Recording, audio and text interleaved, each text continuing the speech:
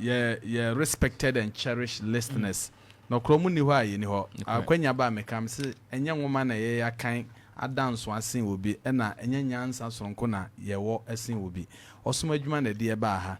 Ye nyina na ye di dwuma bom. Ni nyina no se de ewura kan no se de be ya ye ewura na santeman ebe konkan na Ghana man so afa ne ntoma pa efra because santeman ekwa na Ghana beko. Enti enu nti na ye nyina ye wa ha. Commander aro hosem we take here or the at all. Interestingly, to me, we take no cry about 1 month topic. Because as some of the says so, we be to me a planning. Ghana 5 years, 10 years, my brabo, my shisha say in Finche, Numa, a demon. Say, and I'm a person me cockudru. No crania me any wa would me and me a mecasano. Yenina, Yensusi bako. Say Ghana, how bet me a planning. Say Yampa. Or the young walk it through some practical and realistic plan catalog. She say, "Yeah, me no me ni bit me aye." Me fan say me ya bema. I fe na mawie school. Me can say mawie school kran se be ya menya adwuma. I don't want to even talk about it. But yam fan say me wie school no. Na me wo 26 years. Me wie university first degree. Na Matthias kurum say me bobra. Commander, yam fan say menya adwuma. And then average work of a young graduate, say a government sector, and largely in a government sector near Yako. Mempesa meha many bet for a start. What they yet to talk rana, the be counsel. Therefore, I want to be reasonably fair. Person me reasonably fair. To what? To the topic. I want to do justice to it. Until what the anchor say, yet to Timokra, they be coming seminal a 3,000 Ghana. Oh, until I say I want to be reasonably fair. Maybe I want to be reasonably fair, meaning average maybe on the higher side. Master, yes, say 5 years to make me a plan, my brother. Into the Tabia Bema Menyan Fisher, you know, Sia, Matem and free my minimum papa and chain. Na menya Juma, yet to tell me a come in some bear 3,000 there. No crania meaning the case I'm a pet dying. Na me high. Ebia na baby amedwuma wo no emme baby ametimi aka se me ko hye me maame ana me papa nchen na me fra adwuma ba maka se bi o manu aduane ntimenya bi adi nti with the 3,000 no anye bia no se ma start adwuma na there's no way ametimi atwen se me salary ba na me de akotua dan ka so the first thing I have to go for a loan. The person out here says Ghana ha brabo ayebo ni na no e credit life ni na yebo nti I have to go for a loan because a dan me kwa akopene fiura anje me kura no obeje me 2-year advance. So that tells me say SM Kokoji loan. And a daya a single room self-contained. On the average, yanyo na no bosume 300 Ghana cedi. I'm trying to be reasonable. I won't say the say my analysis no.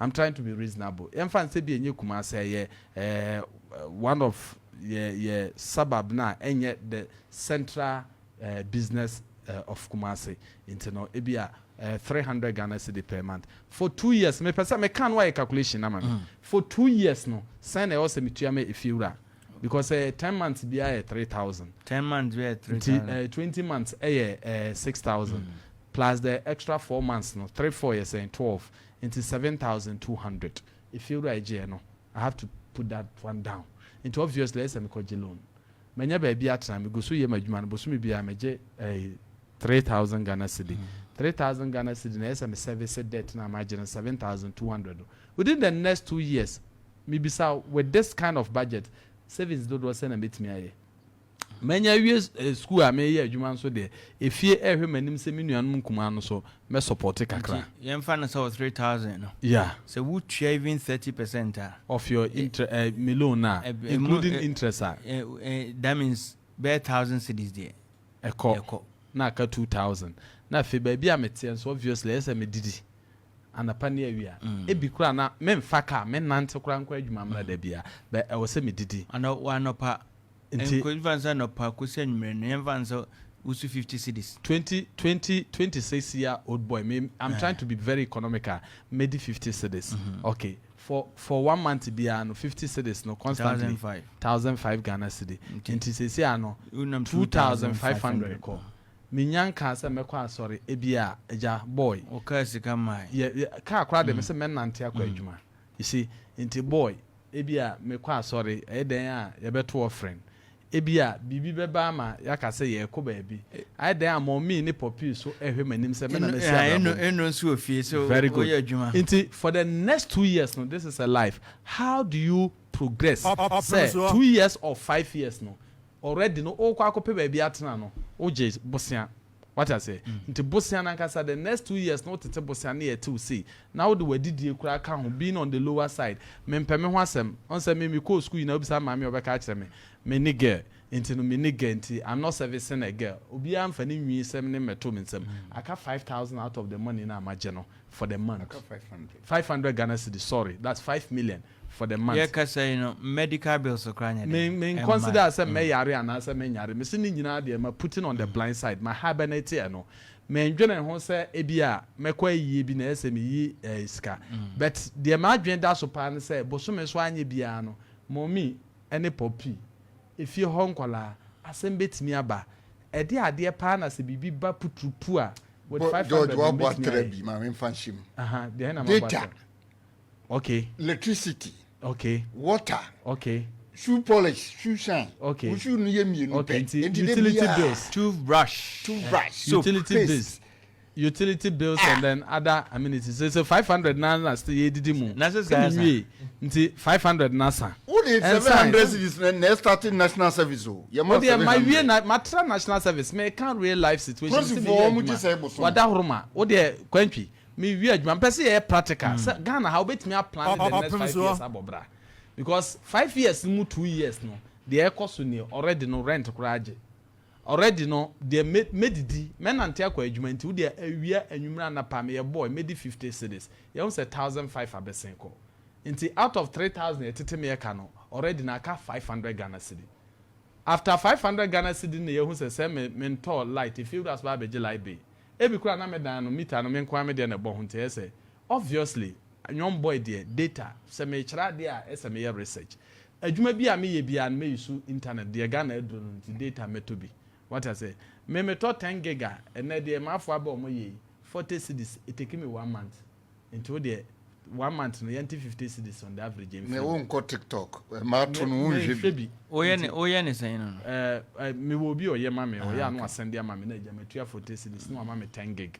na eja me de twetwetwa age me ho kakra 10 gig no concept me ba adwuma mu a me switch me data na off to de yam fan say ni pa kwa life ye me de na obo be switch ni data na off inti already 500 na ka 450 oh man to no boko baba unko me ba baba oko ben prensa me say e bobo so ba inti live bin so eja be ma me kwa me dundum bibia me ba na maso inti no yam fan say in the course of the month no week bia o de me use 30 cedis because yes of course o fridge o TV na o lighter 30 cedis one hands is this kana sa this all mama na koto fridge no ma wo na be den what of for 4 no 120 ma be odu ne ye inti 300 bosia babam inti sesia no se da chempese me si me to asase bia 5 years na me plan this this is my life of 2 years out of the 5 2 years the best rent nso awu me ye dem asan I renew because I have to renew now aduane sam kra ye kan kra no medidi abonten but se me de ba mu se me kwa akodi dwa na se even abonten no kra no still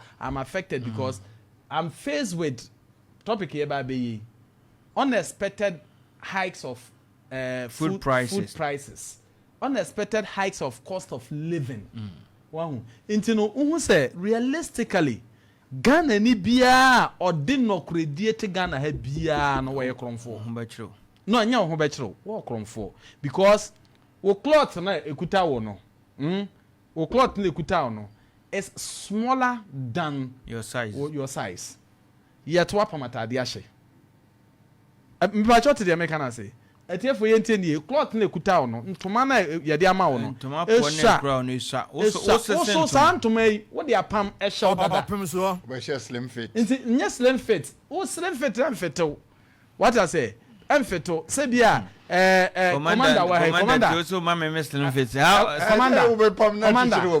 commander etiefo madaroma me pa commander acho to use him in this example me koso ana okay say minimum amotie de oso na amenti commander wa hai na ye chentoma na wa koma no ye fe ne say yard efa meba yard fa what I say me dey be a yard fan met me squeeze ama na mia me na mashim but one my commander yard fan technically commander the yard fan ye bibia enye use them their handkerchief what I say na say commander ye be hunu na yard fan wa pam ehye no a na eyem to makro na na de man ajeja mensa na just sebi mabokro na na say commander na enye na danfo ni tailor ni na na maame no supply to the commander no will be so Ghana, this is the true situation of our life. Ghana ni bia was say one of the odi no krepa na mum na katua de ama na no ano de bobra no it means so ntimi nya hwe so otimi ye bibi with na katua na de ma ne bia na we kromfo. I say this unequivocally, say krom ha majority of us living, we are living on lifestyle se nyankopɔ hwehwɛ mu a krono na yɛde ti to be us Ghanaians are magicians. Enya magic asem. I don't want to use those words. I want to be plain as it is. Eye krono na yebo. Eye krono fita and eye na yebo. What I say. Inti, this is the situation of a Ghanaian life. This is the history of a young Ghanaian manner. Wesiso awobobra. Practical day-to-day life. Ubeye den no watumi aye japade sesi ase de makane yina mu no wo se what say e ton asase bi na efuntu kope bi ato e bi a 10,000 plot de abai 90 by 80 and I say 80 by 70 what say ye ton bi na what de fukura wanya no fukura no ene 10,000 in fact say ye penwo e bi a within Ashanti de fukura 10,000 because you hear of 25,000, 30,000, 50,000. Inti abema me salary ni enso yin na yenim kwan a aban no fa so e me yetwe manso eko striker nsana even increment ntumu aba inti ntumu ne de enta ma static 3,000 anam da so gina ye to asase 10,000 me de manya bi kwantwi e ye bosia kro ya ntubo se nipa ne timi bobosia from two different institutions at a time. Samiye adwuma na me kira ade a ebia makonat ana nagrat na makoje bosia no at the center bank na makatua fa on massage bosia ntubo sa katua no beba no nagrat atwene de say commercial bank no so atwene de nti by the time nagrat be twa commercial bank be twa no be kwa akɔhwɛ de da accounts ni mu no na asrewa anum eso yet within the month as nipa no survive on this amount nti ho na de nyansa krono eba no nti ho na we teacher ni a ye classes syllabus na ya de metimi awie classes na ye no eso obi atua nti ho na bufo timi ba ma de wantua na ye bo no ene ye sa de ameton books ene sa de nti na ma ye pa adwuma bi adwuma by force people must patronize ese de sha okon me kai obi ana me ne wa adwuma mu a na otonton sa ntade top otimi ba na oni ho no de ato dex so wakwa du fie no afro o mhyetre mhwe na efe nto de fa na eya na watua memfa sesen mini ho wo de ade na to my table so memfa sesen na in the first week I just say me hia o ebe fatal na sha mhwe mia mhwehwe mu na sha mhwe mia mhwehwe mu na mu se be fatal enye say marketing strategy eye ekomanibre ade ton yeah eye komanibre ade ton or the best show come by force I know to and kakao de be anya 5 cedis ma me kwa meje. We are looking for every means to make extra money so that we can meet your ends sentence we are doomed inti for me say realistically we say Ghana in plan 5 years unless say Ghana in a politician so a politician would me plan 5 years because we hear just one deal. What I say? Ono ko bet me plan 4 years and 3 years. O here one deal. Ye no basa mugamu no. Was strike here eno ano no. Sika na head kono esu. So onye politician the next liner otumi plan those 5 years no. And say ono ankasa bet na sorry obi kan Yesu na pe no asem no ba be wu. Ama na busuafo ti Israel. Omo anya yi ame ama omo nsa. Nanso ankra o Ghana ne Nigeria. Omo so Yesu mu di na gina ho no mu didi no esa no ho kwan hwe no say abe what I say unless we a politician now what was sorry these are the things that people are doing in Ghana here that is fetching them that kind of life I it me plan. Other than that, ya ka ni nyina no. So wunye obi a wani eden won na bi anwuma egu so no nya ba miensa enan. Okay, which is very uncommon. Ya yetimi ye miensa enan. Bon say ehon na bon say oteka mu kura 2 minutes na woda. Obi a bon say because anadwo na woda no he's doing something or peska kakra free o. Na patutu na wo twetwetwu mu won paso no wasori already ogina ne farm. The life of a Ghanaian honest farmer. Ogina ne farm. Ofri farm ba eso odware. Ne to so happy bibi yo. What I say? Enti e na be hia ne ba bia na nani kum. George, stress na eso. Enti mame family we ntu hu se sa adwendwen we e da eso enti no. Ghana ni a wadi mfinhia aduasan enum aduanan hu na two things are happening. The growth no start bi. Bonsa na adwene start fu ye. Because vitamins e your body nim dry. Untimi nidi ye nti uni vitamins wo body nim. Protein level is very low. Nti adwene na be ye trimuntem, the truth is that a stress of the body and my body no grow beyond baby as will grow. What I say? Ebi wonso na nya dwene. Ebi wonso na nya dwene. Apampamu pa. What I say?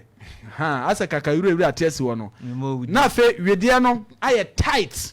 Aye twan. Apampampa no. Because a little bit amount of fats and oil esa wo body nim no enim. Eno no sa no. Minerals and kesa apampam no pa wi a na test skin. Na test skin no so. Eno no oba na ni tima sham.